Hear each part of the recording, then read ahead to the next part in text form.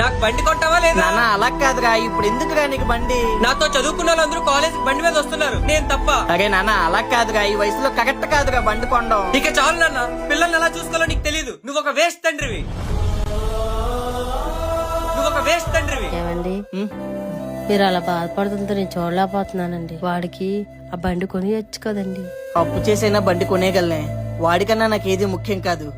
కానీ ఆడి వయసు ఉంది చూసావా, అదే చాలా ప్రమాదం.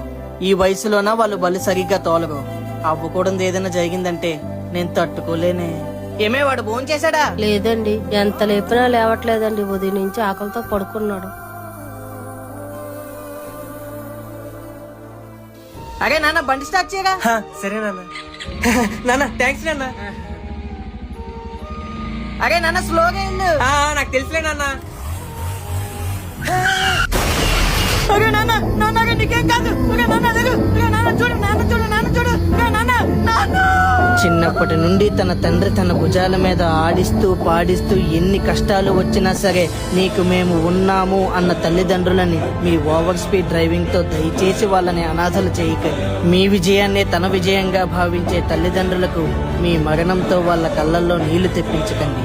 ఈ వీడియో చూసి కొంతమంది అయినా మారుతారని